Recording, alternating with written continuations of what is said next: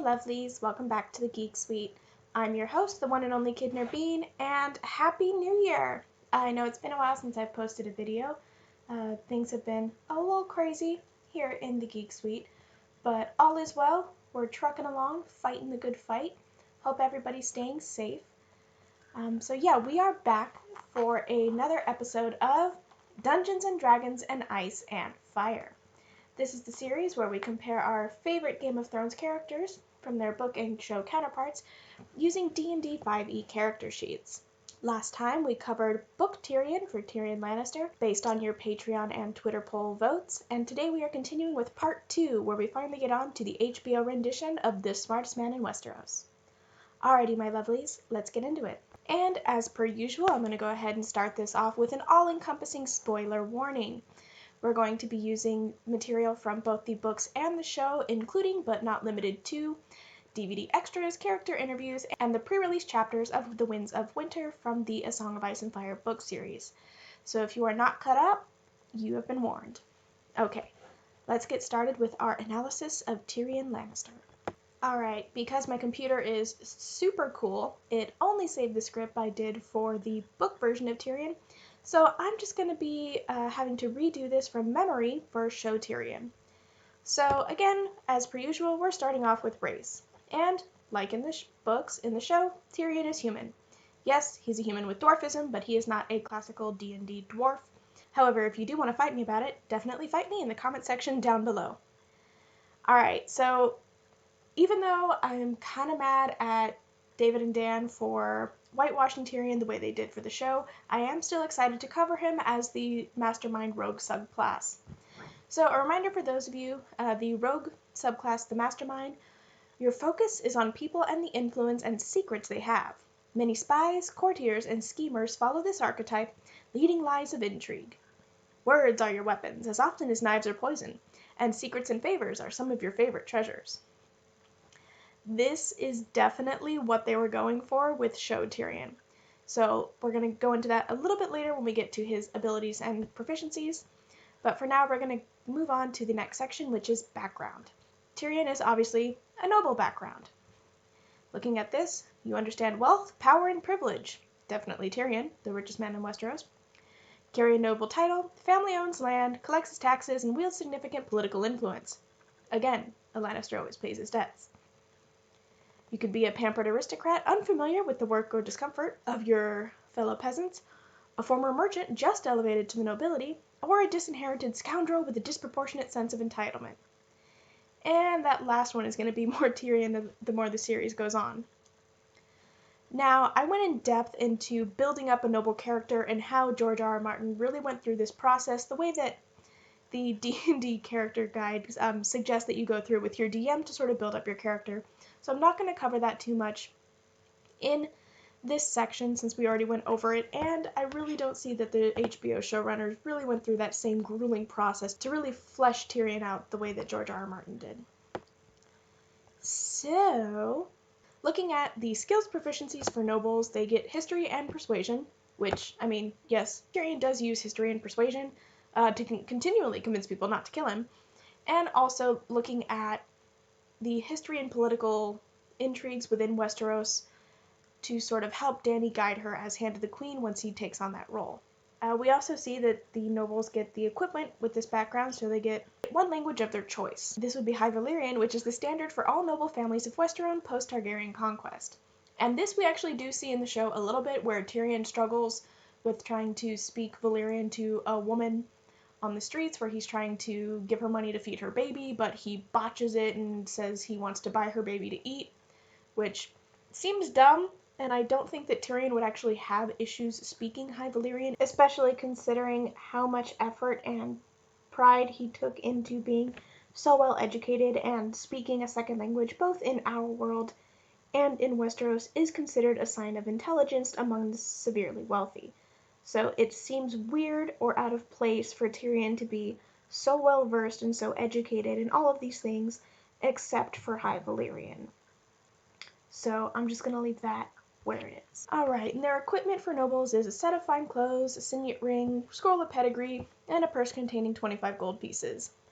Now, we never see the scroll of pedigree, but I am sure that Tyrion has one, if these are things that exist within the world of Westeros. And again, 25 gold points is chump change for a Lannister. Now, as far as alignment goes, book Tyrion was something more of neutral, goodish neutral, because he likes to think he's a good person, even though a lot of his actions would suggest otherwise. But show Tyrion is more lawful good leaning, or, lawful neutral. He wants to obey the rules and fix Westeros and help Dany break the wheel. And I think one of the easiest ways we can see this contrast is in looking at the way that he deals with prostitutes. So in looking at the way he deals with prostitutes, there is a scene in the Sansa Tyrion wedding episode where he's dragging Sansa off to the bedchamber and he makes a sort of meant to be a bad joke comment about how he once vomited on a prostitute in the middle of the act and it wasn't pleasant, but I think that honesty is important in a relationship. And this is actually a really weird and kind of effed up callback to a scene in the series where Tyrion is recalling an interaction he had with a prostitute in which he had paid this poor girl who very clearly didn't want to be there for sex, forced himself on her, vomited on her and on this very expensive rug that was in the room that he knew she was going to get in trouble for, didn't bother to help her clean it up, cleaned himself up, and then forced himself on her again. That is sort of the opposite of lawful good, or this whitewashed version of Tyrion that the show wanted him to be. So, thinking about the way that he acted in the books versus the way we see him in the show, where he doesn't get halfway into fondling tiny baby Sansa and then decide it's probably not a good idea and or a really good way to get back at his father, versus just this noble outright, no, no, my lady, not now, not ever, and sleeping on the couch and thus my watch begins BS. This is sort of the Tyrion that's presented to the HBO viewers, so based on things like that, we're going to leave him at lawfulish good to lawful neutral. His morals get a little skewed along the way, but more often than not, he leans towards someone that would be likable and relatable. Okay, so that's basics covering race, class, and alignment, and now we're going to look at those character skills. So the method that we're using to set up these character skills is sort of a blending of one of the most common ways to create a D&D 5 sheet for a new character, and also taking in evidence that we get from the books and show, in this case, the show, since we're covering show Tyrion. So rather than, rolling a bunch of d6 and dropping the two lowest, what we're going to do is we're going to look at that ranking scale for D&D abilities, where a 10 is average, 14 to 16 being on the high end, and 18 and up being reserved for supernaturally powerful beings. We're going to look at those and sort of, based on what we see in the series, give him rankings based on that. So for example, in the series, those 18 and up numbers would be reserved for supernaturally powerful beings like the Night King, the Zombie Mountain, the Dragons, and Bran, and also Arya, aka Wolverine, since we're looking at the show. Tyrion doesn't have any superpowers that we know of, other than being devilishly handsome, as played by Peter Dinklage, and being the world's smartest man in Westeros. So I'm not really going to be expecting more than a 16 for any of these.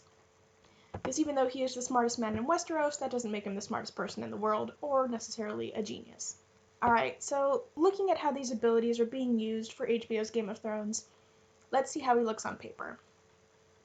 So strength, I'm just going to leave that at an 8, because whenever he's put into battle, he is not a fierce foe. So he's more interested in self-preservation and hiding.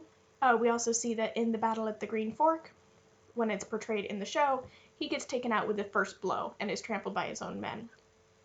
So yeah, he's not doing so well there. But that's fine. Smart people don't need to be strong. Okay, looking at dexterity, as a rogue subclass, this should be pretty high for him. Now, he doesn't have the same acrobatics background that he does in the books, but he is still really good at not dying when thrown into a battle such as when they're attacked on the road to the Eyrie and when the Battle of the Blackwater happens. up until he gets slashed in the face, he's doing a pretty good job of not getting murdered, not getting hit. So I'm going to go ahead and leave this at like a 14. It's high, and it's something you would expect for a rogue subclass, but he's not, a Teenage Mutant Ninja Turtle like he is in the books. Alright, so we've covered strength and dexterity, so now we're going to move on to constitution. And here again, Tyrion is not going to be great. We see him go down with the first hit he takes multiple times whenever he's in battle, and when it comes to the final battle at Winterfell in the last season of the show, he is hiding in the crypts with Sansa and the other women and children. So he's going to be getting an 8 for Constitution. Okay, and I mentioned in the part 1 video that the way Tyrion has survived so far in the books is due to a feature in D&D known as luck points, and I don't think that's what's going on here, just because plot armor does not equal luck points for show Tyrion, so we're just not going to apply that to him here, and that's going to move us on to intelligence and wisdom. Now, I mentioned before that these are more nuanced for his book character than we see in the show, so he's going to be a lot more intelligent and a lot more wise for the HBO rendition here. So let's go ahead and look at how that points out. So while Tyrion may not be a genius by modern day standards, we do see that he is very much employing outside the box thinking when he's on the show. He has the brilliant idea in season 1 to fill the ship with wildfire for the attack at Battle of Blackwater, and so he is credited with that, or well, I guess Joffrey is in the long run, but we, the show watchers, are crediting that to Tyrion. And all of the advice and scheming that he does throughout his time in King's Landing show that he is very perceptive, and even though we don't necessarily have any concrete evidence the way we do in the books for things that either confirm or deny his intelligence, what we do have are votes of confidence and reinforcements from other high-level characters in the show who are often seen as being big-time players or schemers or very intelligent in and of themselves, such as Littlefinger and Varys, who tell him that he's very good at, quote-unquote, playing the game.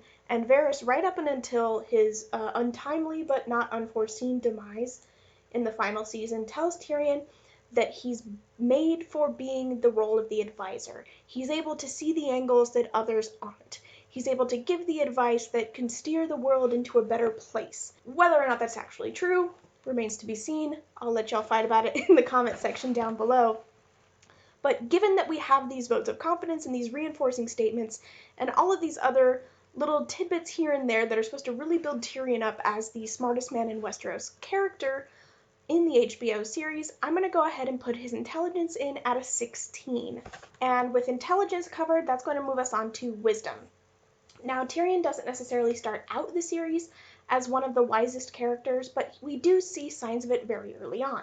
So he starts out being introduced with being found in a brothel and then waking up drunk the next day in the pig pen, so that doesn't really give us a lot of confidence there, but we do see early on in season 1 where Tyrion follows Jon to the wall. We see him constantly reading and making this notion of, my brother has his sword, I have my books, and a mind needs a book like a sword needs a whetstone.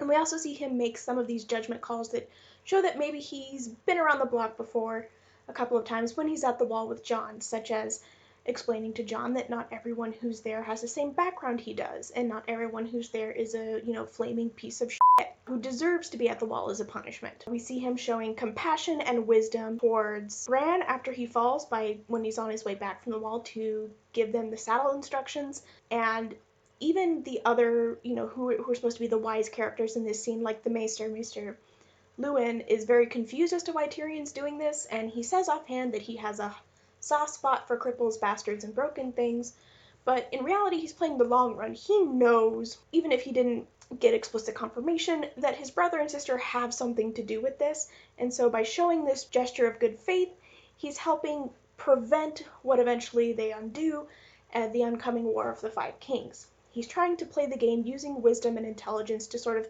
keep all of the kingdoms together, and if it weren't for the actions of the rest of his family, he probably would have succeeded. But, as any good DM will tell you, you cannot control what all of your characters do and all of your players do 100% all the time, and more often than not, your campaign goes right off the rails right from season 1. Alright, so for wisdom here for show Tyrion, I'm going to go ahead and put that in at a 12. I know that's not as high as the smartest man in Westeros would have, but intelligence and wisdom are not the same thing.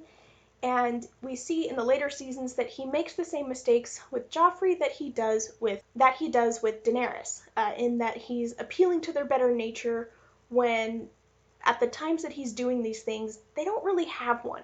They're set in their ways, they know what their goals are, and they're going to do it their way, come hell or high water, or dragonfire. So, having applied the same techniques for 8 seasons doesn't necessarily denote wisdom, but he is doing it a lot better than some of the other characters, so he gets an above average. Alright, so we've covered most of our basics, and now we're down to the last section of our skills weigh-ins, which is charisma. And as a rogue, and as the show favorite by the showrunners, he's definitely going to have really high charisma. The way he's portrayed in the show, he's supposed to be a lovable scamp. Right off the bat, we see him, joking around with whores and joking with his brother, and being kind and compassionate to all the characters, irrespective of whose side he's supposed to be on. And he's always trying to play this for the greater good role when he's working as Hand of the King. And then we get that lovable scam side when he's having his adventures with Bronn and his self-servingness.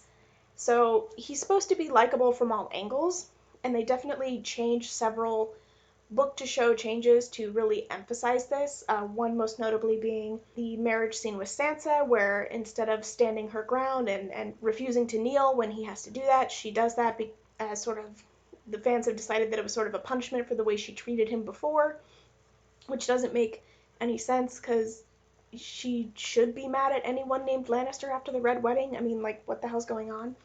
And whitewashing a lot of his more seedier deeds. So, while he is very much the Saint Tyrion version on the show, I'm not going to give him a full, supercharged charisma that I kind of want to, just because of the way that David and Dan ran the show, but I am going to leave it at an 18, just because he is incredibly dynamic, and Peter Dinklage did a wonderful job portraying him, so yes, he is definitely maxing out that at an 18. And speaking of charisma, I'm going to go ahead and make a charisma roll and hope that all of my lovelies fail their wisdom save and subscribe to my Patreon channel. Patrons are who make this channel possible. Our patrons get exclusive access to Patreon-only content, early access to our videos. At higher donation levels, you get access to the Geek Suite Discord, and you get to participate in polls for video topics, like the one that selected today's video. Details are available on our Patreon page, link is in the description section down below. Alright, so we're going to move on to things like armor class and initiative, and these are not as critical for Tyrion since he doesn't typically wear armor or do a lot of battle the way that he does in the books. So we're going to leave his AC at a standard 10, his initiative at 0, and his speed at 25.